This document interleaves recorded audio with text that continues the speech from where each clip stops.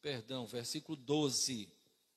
Salmo de número 90, versículo 12. Ensina-nos a contar os nossos dias, para que alcancemos coração sábio. Amém. Oremos. Soberano Deus, nosso Pai, honra, glória e louvor sejam dados a Ti, ó Deus. Reconhecemos a Tua grandeza, a Tua majestade. Reconhecemos, ó Pai, que sem Ti nada somos, Pai. E reconhecemos também a nossa total incapacidade de falar de coisas tão profundas, coisas da Tua palavra. Por isso nós Te pedimos, ó Pai,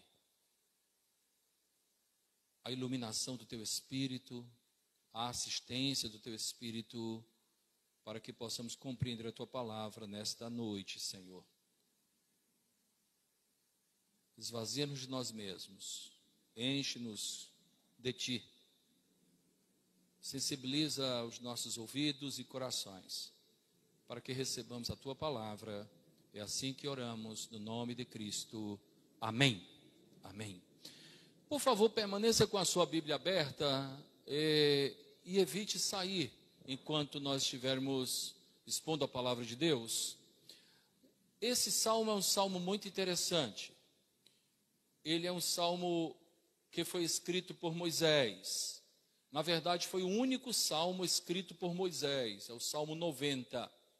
Nesse versículo, nós encontramos algo que me chama tanta atenção.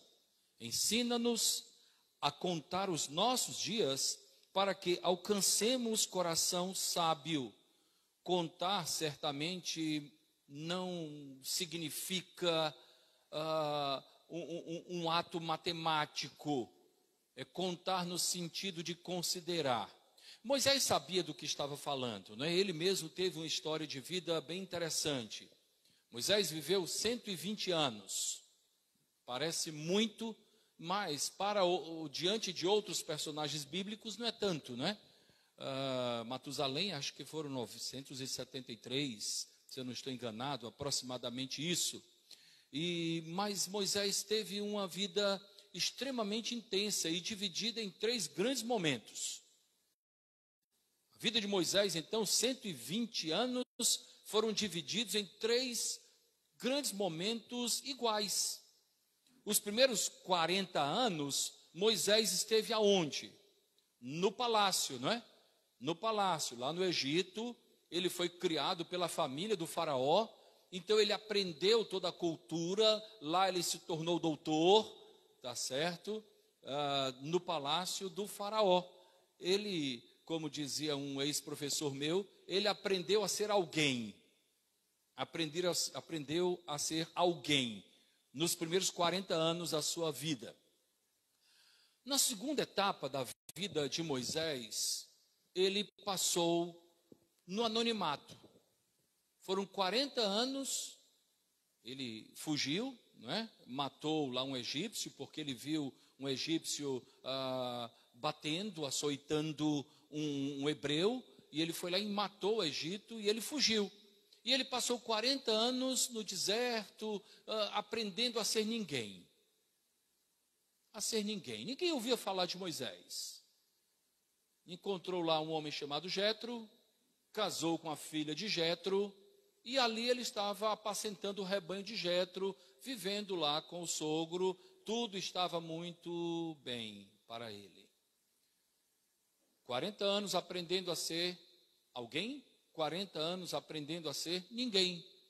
Ninguém, vivendo para si mesmo, tranquilo, formou família. Porém, os últimos 40 anos de Moisés foram extremamente significativos, porque durante os últimos 40 anos de Moisés, ele aprendeu que Deus é todo-poderoso e para ele não há impossíveis. Justamente nos últimos 40 anos de Moisés, ele aprendeu acerca de Deus. Um Deus que o chamou lá no Monte Horebe, onde a sarça queimava e não consumia, e o Senhor disse: liberta o meu povo. E ele disse: mas eu sou pesado de língua. Ele disse: não, ele vai lá e liberta o meu povo. E ele então foi até Faraó E então libertou o povo e caminhou 40 anos com aquele povo no deserto, aprendendo que Deus é Deus todo-poderoso e para ele não há impossíveis. Ele aprendeu que Deus é o Deus que tem poder para abrir mares. Aprendeu que Deus tem poder para transformar águas amargas em águas doces. Ele aprendeu que Deus é todo-poderoso a ponto de fazer com que jorre água da pedra para saciar a sede. Ele aprendeu que Deus é todo-poderoso. 40 anos aprendendo a ser alguém, 40 anos aprendendo a ser ninguém, 40 anos aprendendo acerca do poder de Deus. Assim foi a vida de Moisés, resumidamente, né? E aqui ele coloca diante de nós essa realidade. Ensina-nos a contar os nossos dias para que alcancemos coração sábio. Esse salmo, conforme falei, é atribuído a Moisés e é uma oração que era cantada pelo povo de Deus. Contar os nossos dias é mais que ter a ciência dos números, é ter a sabedoria do tempo. Esses versículos que antecedem o 12, nós encontramos Moisés exaltando a eternidade de Deus. E no 12, ele pede sabedoria para que os seus dias fossem adequadamente contados, pois a consequência disso é o alcance de um coração sábio. O que pode significar essa expressão? Ensina-nos a contar os nossos dias. Eu gostaria de chamar a atenção de todos para algumas coisas que Deus pôs no meu coração. Algumas coisas são tão diretas para os nossos jovens e adolescentes. Eu vejo o Gabriel ali, garoto bom. Vejo daqui tantos outros, né? Ana Luísa, tão querida. Eu vejo tanta gente bonita, com uma vida tão bela pela frente. A minha querida Sofia, tá? Ensina-nos a contar os nossos dias. O que significa, Antenor? Contar os dias. Contar os dias significa amadurecer com sabedoria. Amadurecer com sabedoria. É curioso nós encontrarmos as últimas palavras de Davi para Salomão, tá? Em 1 Reis, capítulo 2, versículos 1 e 2, nós encontramos Davi falando da seguinte forma. 1 Reis, capítulo 2, versículos 1 e 2. Veja bem, era Davi, velhinho, falando para o seu filho Salomão. Aproximando-se os dias da morte de Davi, deu ele, presta atenção, deu ele ordens a Salomão, seu filho, dizendo, quais foram as ordens de Davi para Salomão? Dizendo, eu vou pelo caminho de todos os mortais. Salomão, coragem, pois, e ser pelo caminho e ser homem. Eu vou pelo caminho de todos os mortais. Coragem, pois, e ser homem. Ser homem. Eu tenho percebido na nossa geração que uma das grandes dificuldades que nós, pais, temos tido é a de perceber a maturidade dos nossos filhos. Ser homem. Enfrenta as tuas situações. Obviamente, não é ser homem no sentido masculino. É ser maduro. Arcar com as consequências. Responder adequadamente. Ser homem é amadurecer com sabedoria. É ter ações de homem. É falar como homem. É ter reações de homem, de maduro. É ter um comportamento amadurecido. O apóstolo Paulo, escrevendo a primeira carta aos Coríntios, capítulo 13, versículo 11, ele diz assim, quando eu era menino, eu agia como menino, eu falava como menino, andava como menino. Mas quando eu passei a ser homem, eu acabei com as coisas próprias de menino. Contar os dias significa amadurecer com sabedoria. Ainda Paulo falando a Timóteo, presta atenção, jovens, adolescentes, todos nós. E Timóteo era um jovem pastor, a quem o apóstolo Paulo estava confiando uma das maiores igrejas, que era a igreja em Éfeso. Paulo escreveu dizendo para Timóteo: foge das paixões da mocidade. Elas existem, mas foge delas. Uma característica da paixão é que ela é transitória, temporária, efêmera, passa muito rápido. Foge das paixões da mocidade. Porque mesmo sendo temporária, efêmera, transitória, ela pode deixar marcas. Ela pode trazer consequências difíceis de serem enfrentadas ao longo da vida. Contar os dias, então, significa amadurecer com sabedoria. É preciso ter maturidade para ser bênção para si, ser bênção para a família, ser bênção para o reino de Deus, ser bênção para a sociedade.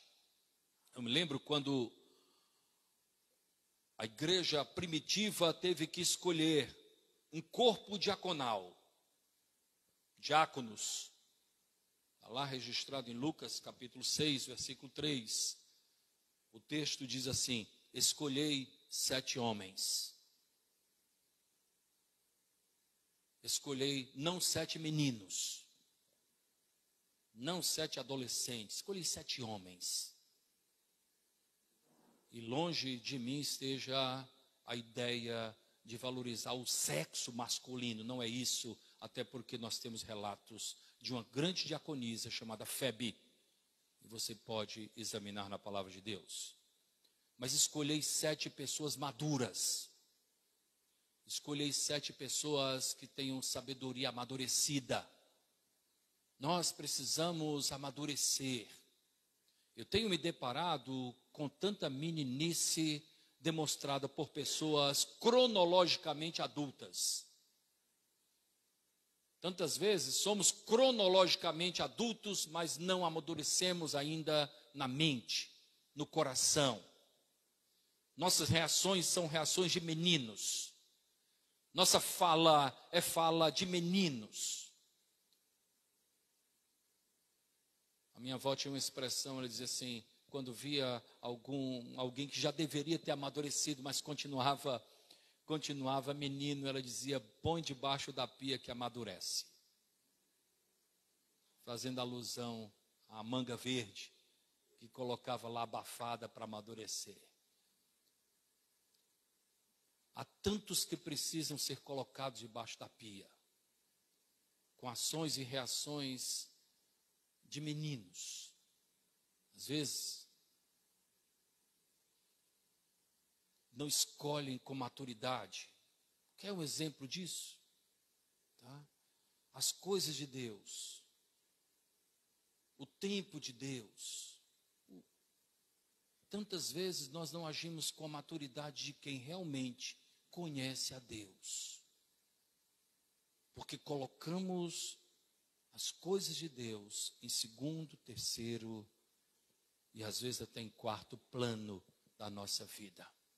É como contei outro dia em nossa igreja, que ao convidar um conhecido para vir à igreja, ele disse: se eu não tiver nada para fazer, eu vou. E eu disse: então não vá não.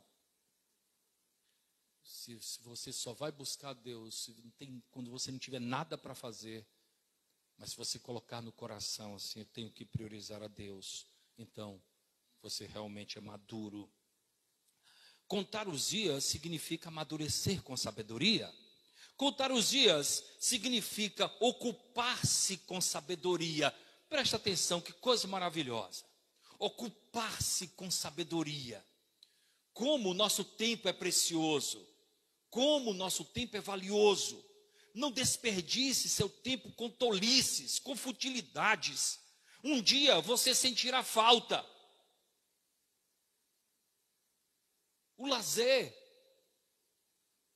é algo legítimo, mas não deixe que o lazer tome conta da sua vida como um todo. Tenha um tempo produtivo para você, para a sua família, para a sua igreja.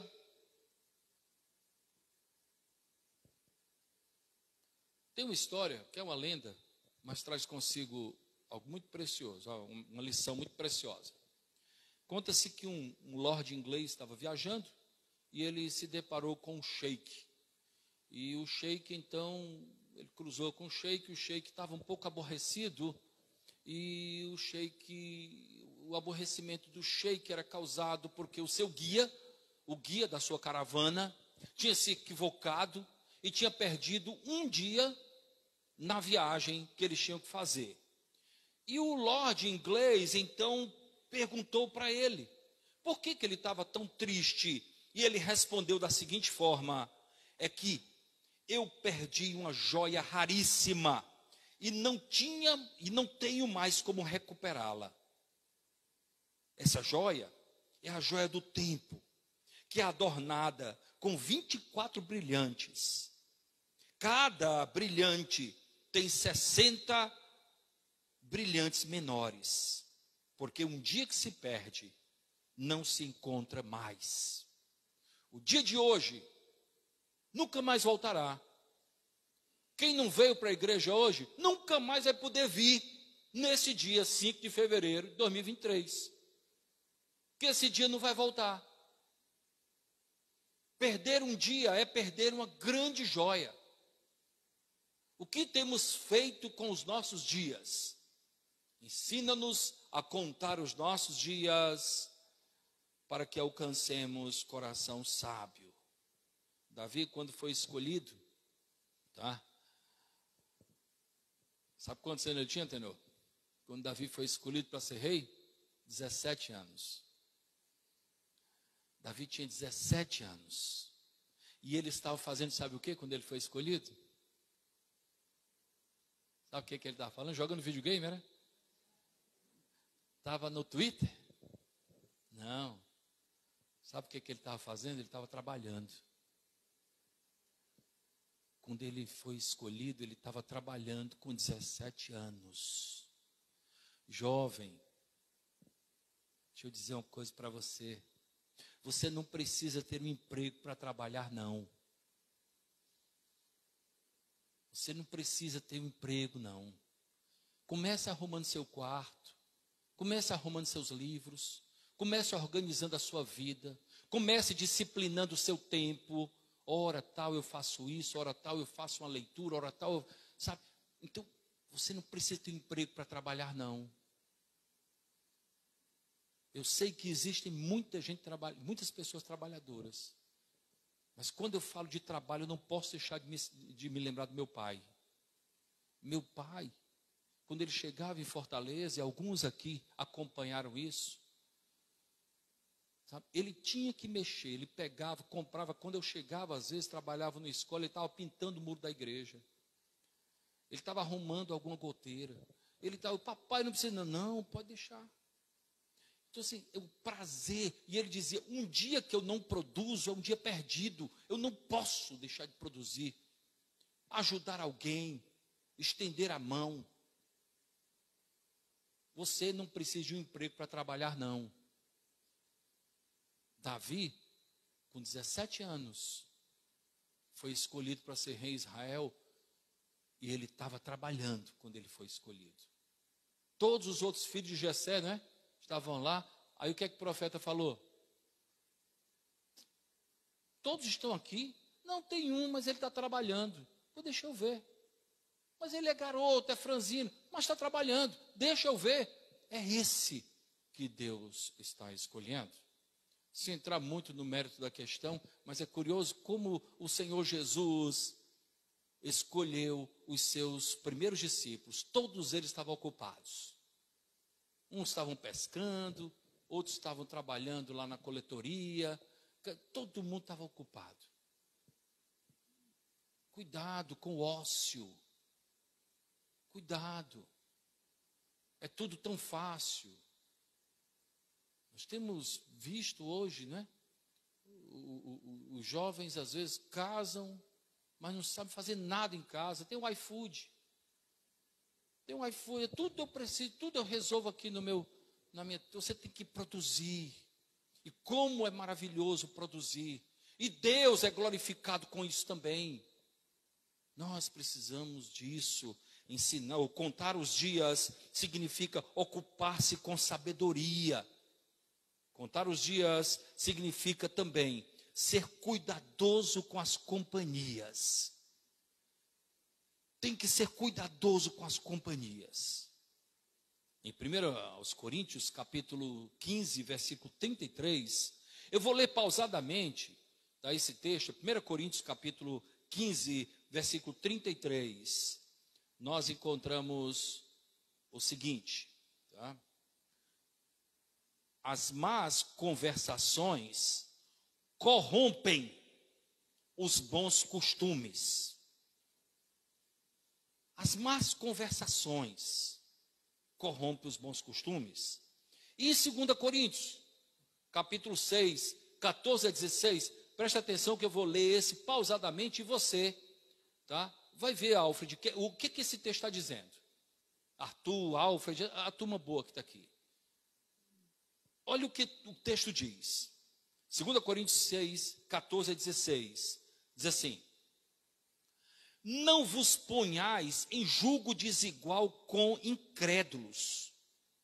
Porquanto, que sociedade pode haver entre a justiça e a iniquidade? Ou que comunhão da luz com as trevas? Que harmonia entre Cristo e o maligno? Ou que união do crente com o incrédulo? Que ligação há entre o santuário de Deus e os ídolos? O que esse texto está dizendo? Você não precisa ser um exegeta para compreender isso, não. Está claramente. Está mostrando que nós precisamos selecionar as nossas companhias. Porque as más companhias corrompem os bons costumes. Porque as más companhias hão de demonstrar os seus valores. É a piada indecente, são os valores indecentes, é o desrespeito com pais, é o desrespeito com a instituição, é o desrespeito com o próximo. Porque os nossos princípios e valores são outros. Contar os dias significa ser cuidadoso com as companhias.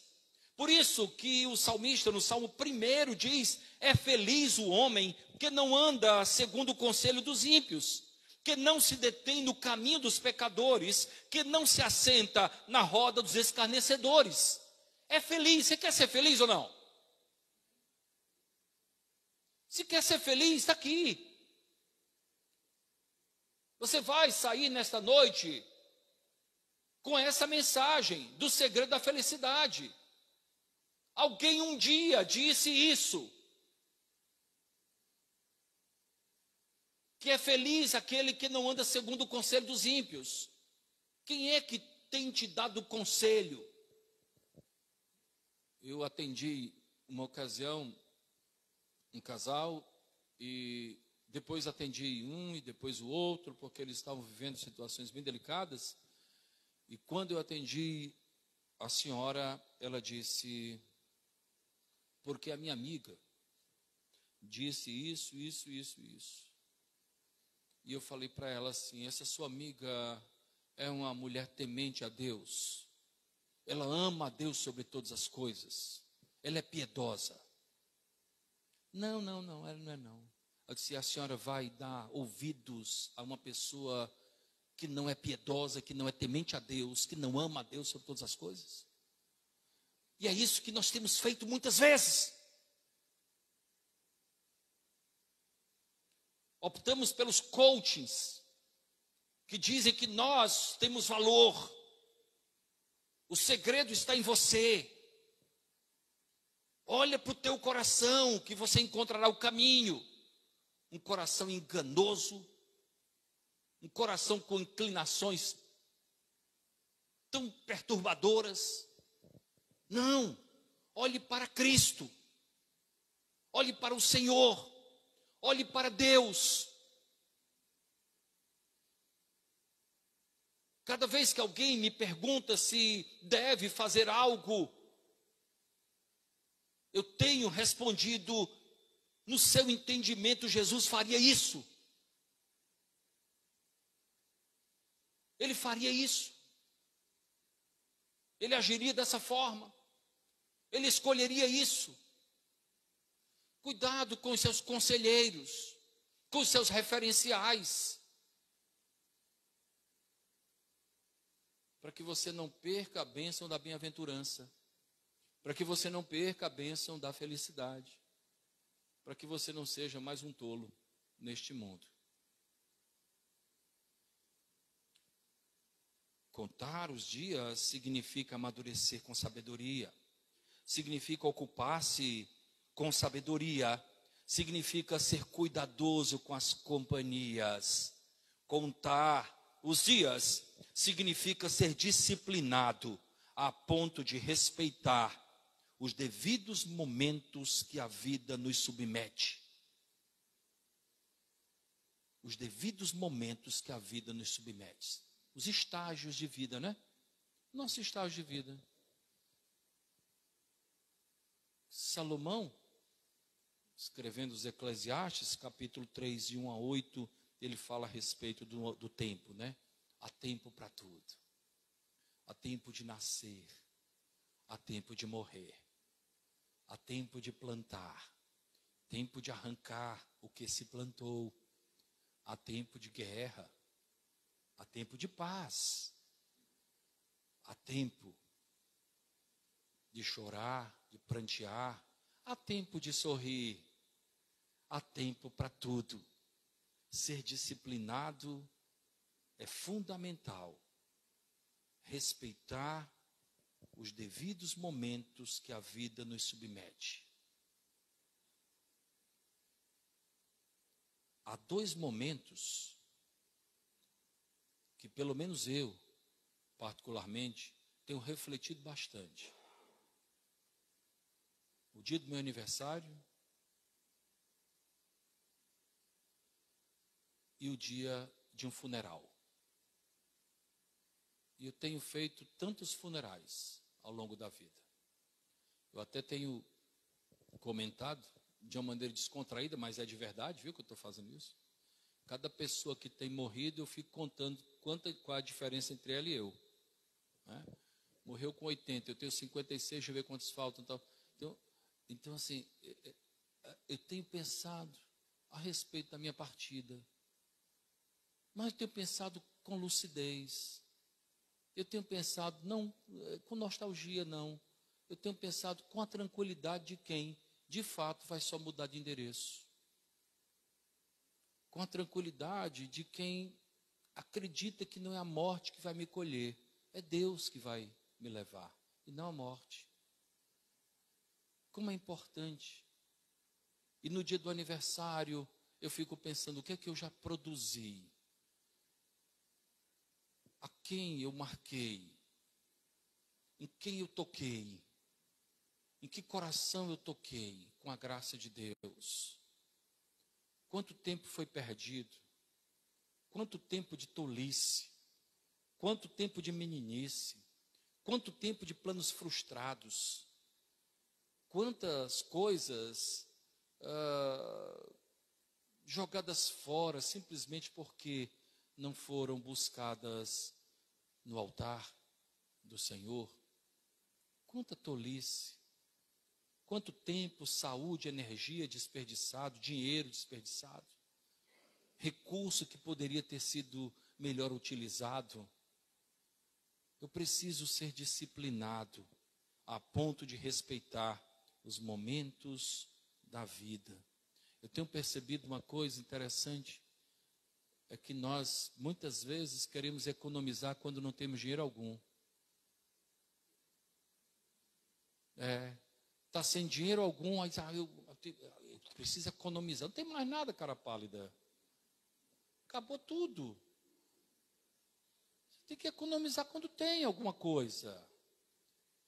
É aquela pessoa, muitas vezes, que quando está com o carro no tanque cheio, acelera, forte. Aí, quando entra na reserva, fica tirando o pé, bota na banguela e vai. Sabe? Tem disciplina. Deus está te dando anos de vacas gordas, é tempo de você ser disciplinado com aquilo que Deus tem lhe dado. Busque sabedoria do alto. Invista. Eu já me deparei com muitas pessoas que outrora viviam situações extremamente confortáveis, mas foram indisciplinados no tempo do conforto, no tempo da abundância, no tempo da fartura. E hoje vivem privações grandes. Contar os dias significa ser disciplinado a ponto de respeitar os devidos momentos que a vida nos submete. Reflitamos. Não somos eternos nesta vida, somos eternos espiritualmente, na eternidade. Contar os dias significa compreender a nossa finitude diante da eternidade de Deus. A nossa limitação, a nossa finitude. Jeremias, escrevendo as Lamentações, capítulo 3, de 21 a 23, ele fala assim: quero trazer à memória o que pode me dar esperança. As misericórdias do Senhor são a causa de não sermos consumidos, porque as suas misericórdias não têm fim, renovam-se a cada manhã. Grande é a tua fidelidade. Compreenda a finitude do homem diante da eternidade de Deus. Traga à memória o que pode produzir esperança de vida eterna. Traga à memória o que pode produzir esperança de paz eterna. Eu li uma frase que muito tocou meu coração, que foi atribuída ao pastor Billy Graham. E ele dizia assim: eu já li toda a Bíblia e sei que tudo vai acabar bem, porque o nosso Deus tem a história nas suas mãos. Eu já li toda a Bíblia e sei que vai acabar bem para os que creem. Apesar de sermos finitos, Deus é eterno em cada atributo que o caracteriza, ou atributos que o caracterizam. Ele é eterno em amor, Ele é eterno em misericórdia, Ele é eterno em justiça, Ele é eterno em santidade, Ele é eterno em bondade, Ele é eterno em retidão, Ele é eterno em fidelidade, Ele é eterno em verdade, em paz, em poder. Ele é eterno em cada atributo que o caracteriza. Nós somos finitos, nós somos limitados, e tudo que o mundo tem para nos oferecer tem tempo limitado, tem prazo de validade. Tudo neste mundo. Mas aquilo que Deus tem para nos dar tem o seu DNA, como eu tenho dito. Tem a sua marca, a marca da eternidade.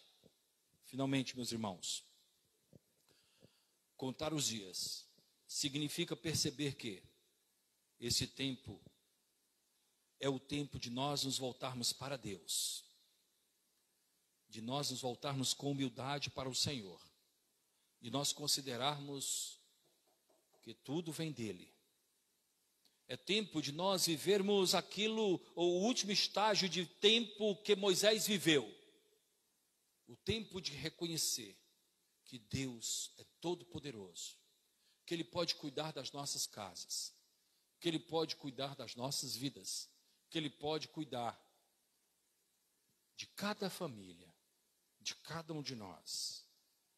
Em 2 Coríntios capítulo 5, versículos de 20 até o versículo 6, até o versículo 2 do capítulo 6, nós encontramos o seguinte.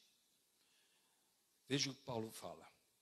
de sorte que somos embaixadores em nome de Cristo, como se Deus exortasse por nosso intermédio. Em nome de Cristo, pois, rogamos que vos reconcilieis com Deus.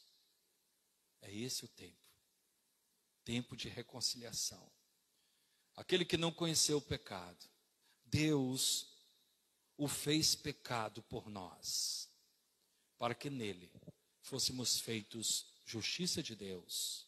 E nós, na qualidade de cooperadores com ele, também vos exortamos que não recebais em vão a graça de Deus. Não recebam em vão a graça de Deus. Recebam a graça, usufruam da graça, vivam pela graça e entendam que tudo é manifestação da graça de Deus. Porque ele diz: eu te ouvi no tempo da oportunidade, te socorrei no dia da salvação. Eis agora o tempo sobremodo oportuno. Eis agora o dia da salvação. Portanto, buscai o Senhor enquanto se pode achar. Invocai-o enquanto está perto. Deixe os caminhos de menino. Deixe as ações e reações de menino. Hajam com sabedoria. Sejam homens, sejam mulheres, maduros, maduras, espirituais, piedosos, homens e mulheres que amam a Deus sobre todas as coisas. Isso é contar os dias. Isso é alcançar um coração sábio. E como é abençoada a esposa que diz: eu tenho um marido sábio. Como é abençoado o marido que pode dizer: eu tenho uma esposa sábia. Como é feliz o filho que pode dizer: eu tenho um pai, eu tenho uma mãe sábios. Amam a Deus. Disciplinam bem o tempo. Priorizam o reino de Deus. Como são felizes aqueles que convivem com pessoas sábias. Ensina-nos a contar os nossos dias, Senhor, de maneira tal que alcancemos corações sábios. Amém. Senhor, muito obrigado por tua palavra. Muito obrigado pela ação do teu Espírito. Muito obrigado, Senhor Deus, por tanto que tens feito. Abençoa, ó Deus, este povo que ouviu a tua palavra, Senhor. Tanto aqui, como também pelos canais da internet. Senhor, dá que essa palavra não volte vazia, Pai. Dá que ela encontre lugar em cada coração, Senhor. Nosso Senhor, desperta-nos. Nosso Senhor, trabalhe o nosso coração, santifica-nos. E abençoa as nossas vidas, as nossas casas. Abençoa também a nossa igreja.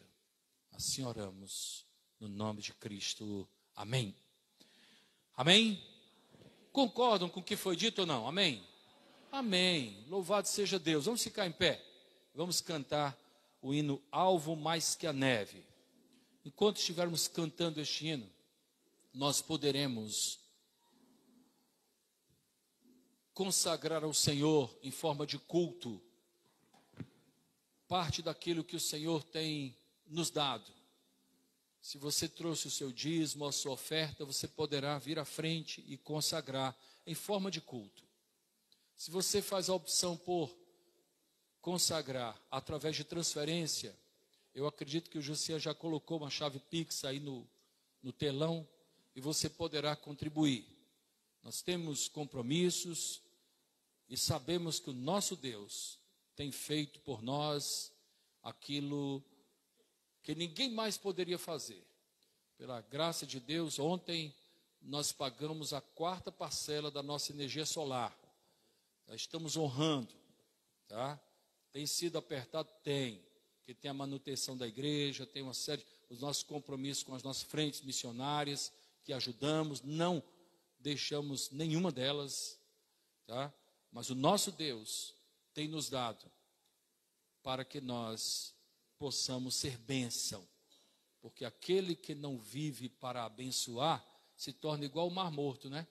Só quer receber, aí acaba não tendo nenhuma vida visível, né? Eu não digo mais nenhuma vida não, porque tem um biólogo aqui, o Hugo, ele diz, pai, tem um micro do sei o que lado do Mar Morto, foi encontrado e tal. Eu digo, mas não tem peixe não. Pronto, não tem peixe, não tem lagosta, não tem camarão, lá não tem nada disso não. Porque ele não dá, ele só recebe. Então que nós não sejamos como Mar Morto. Que nós possamos ter a disposição, a liberalidade, o amor, o compromisso de estender a mão. E a igreja é um bom canal para você fazer isso. Tá? Vamos então cantar e vamos participar da vida da nossa igreja, do sustento da nossa igreja, através das nossas ofertas, dos nossos dízimos.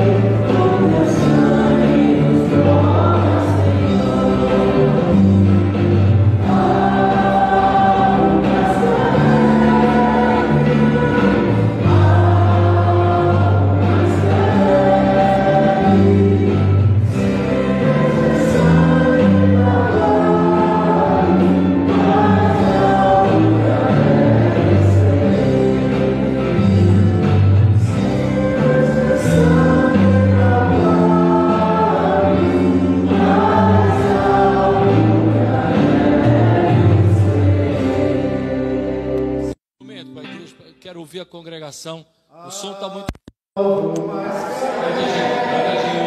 Sem instrumento, tá certo? Vamos fazer igual que você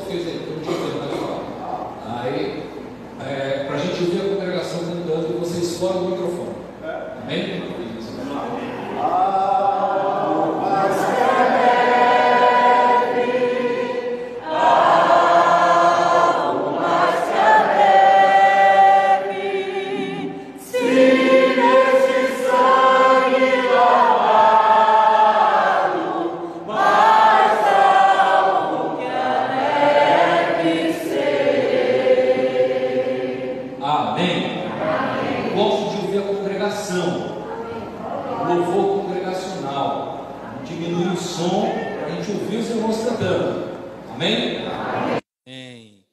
Nós queremos agradecer a presença de todos e desejar uma semana de paz aos irmãos, uma semana de vitórias.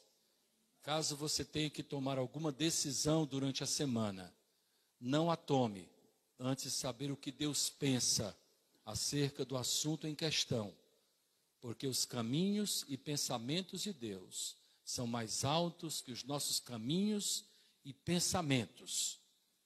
Que você considere sempre aquilo que Deus espera que você faça. Sabe por quê? Porque Deus quer agir através de nós. Porque Deus quer estar onde nós estivermos através de nós. Então Deus vai estar no seu trabalho através de você. Deus vai estar na sua casa através de você. Deus vai estar no teu condomínio através de você. Que grande responsabilidade, né? Mas é um grande privilégio. Um grande privilégio. Eu me lembro com coração assim, extremamente grato a Deus, tá? De uma colocação da diretora pedagógica do Colégio Batista de Brasília, professor Ioneide, quando eu assumi a capelania do Colégio Batista de Brasília, e com a grande responsabilidade, porque eu estava substituindo uma grande educadora que estava indo morar no exterior. E eu fazendo trabalho, e no primeiro mês ela disse assim: eu preciso falar a respeito do senhor aqui, pastor. E eu achei, poxa, lá vem bronca, né? E ela disse assim: a sua presença está trazendo paz ao Colégio Batista. E aquilo foi tão precioso. E eu disse assim: não sou eu não, Ioneide. É Deus. É Deus que pela sua bondade está me usando. Não é? Então assim, que Deus esteja onde você estiver, com a paz dEle, com o amor dEle, com a misericórdia dEle, através de cada um de nós. Porque a igreja, tá, é a presença visível de Deus aqui na terra, irmãos. A igreja verdadeira, não é a instituição. A igreja, você e eu, nós somos a presença visível, a revelação visível de Deus aqui na terra. Tá? Por isso que Cristo disse: vocês serão as minhas testemunhas em todo lugar. Que Deus nos dê uma grande semana. Curvemos as nossas cabeças, recebamos a bênção apostólica. Que a graça do nosso Senhor e Salvador Jesus o Cristo, que o amor de Deus, o nosso eterno Pai, que a comunhão e a consolação do Espírito Santo de Deus estejam conosco hoje e sempre. Amém. Amém. Queiram assentar-se. Antes da oração silenciosa, deixa eu só destacar a presença da Franci e do Davi, que chegaram, graças a Deus. Feliz ano novo, né? Com oração silenciosa estamos despedidos, irmãos.